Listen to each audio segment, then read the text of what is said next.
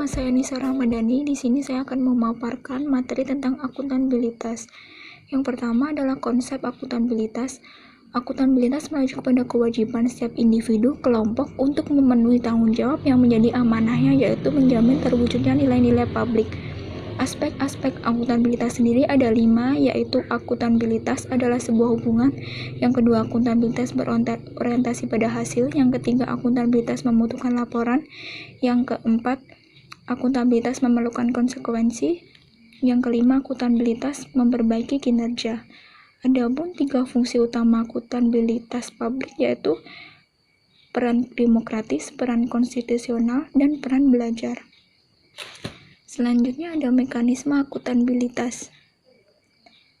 Mekanisme akuntabilitas sendiri ada 3, yaitu perencanaan strategis, yang kedua kontrak kinerja, yang ketiga laporan kinerja.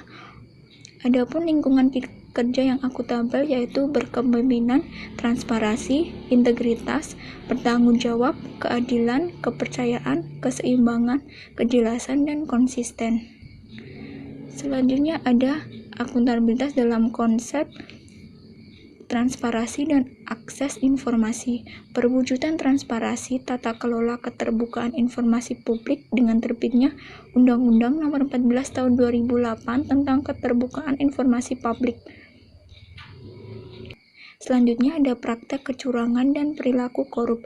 Penyalahgunaan kewenangan akan berdampak pada praktek kecurangan yang diartikan sebagai sekumpulan tindakan yang tidak diizinkan dan melanggar hukum yang ditandai dengan adanya unsur kecurangan yang disengaja. Adapun prinsip penyimpanan dan penggunaan data dan informasi pemerintah ada 4, yaitu relevant information, yang kedua reliable information, yang ketiga understandable information, yang keempat comparable information. Adapun konflik kepentingan adalah situasi yang timbul di mana tugas publik Anda dan kepentingan pribadi bertentangan. Ada 2 tipe, yaitu keuangan dan non-keuangan. Selanjutnya ada PNS yang akuntabilitas.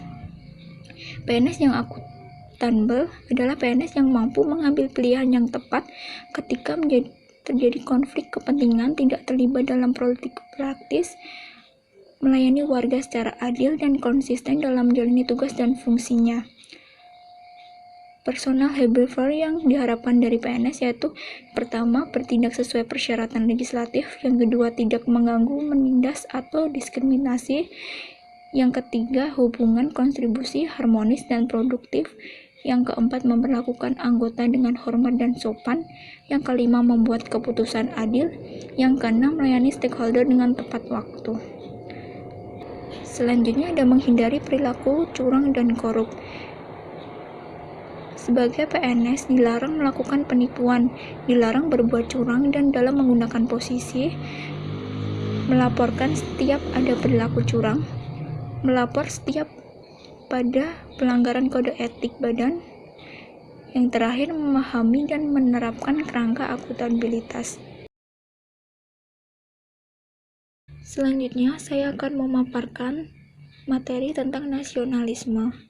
Yang pertama, konsep dasar nasionalisme adalah suatu sikap politik dari masyarakat suatu bangsa yang memiliki kesamaan budaya dan wilayah serta kesamaan cita-cita dan tujuan. Dengan demikian, masyarakat suatu bangsa tersebut merasakan adanya kesetiaan yang dalam terhadap bangsa sendiri. Yang kedua ada prinsip-prinsip nasionalisme, yaitu hasrat untuk mencapai kesatuan, hasrat untuk mencapai kemerdekaan, hasrat untuk mencapai keaslian, hasrat untuk mencapai kehormatan bangsa. Adapun nilai-nilai nasionalisme Pancasila bagi ASN yaitu yang pertama, implementasi nilai-nilai ketuhanan yang Maha Esa dengan jujur dan mempunyai integritas, hormat pada hak orang lain, hormat pada aturan dan hukum masyarakat, punya etika sebagai prinsip dasar dalam kehidupan sehari-hari, tidak korup dan tingkah laku koruptif lainnya, sabar dan berjiwa besar, dan yang terakhir adalah berprasangka baik. Implementasi nilai-nilai kemanusiaan yang adil dan beradab, yang pertama toleran, tidak zalim, sopan atau santun, dan saling tolong-menolong. Implementasi nilai-nilai persatuan Indonesia Yang pertama, rukun dan damai, menjaga keutuhan bangsa, menjunjung tinggi kehormatan bangsa dan negara. Implementasi nilai-nilai kerakyatan yang dipimpin oleh hikmat kebijaksanaan dalam permusyawaratan atau perwakilan, yaitu mau mendengar pendapat orang lain, siap menang tetapi juga siap kalah, sportif, selalu sesuai aturan main atau mematuhi undang-undang yang berlaku, bertanggung jawab, tolong-menolong, dan tidak anarkis. Selanjutnya, implementasi nilai-nilai keadilan bagi seluruh rakyat Indonesia. Yang pertama, tidak serakah, tepat waktu, mau bekerja keras, saling membantu, dan suka menabung.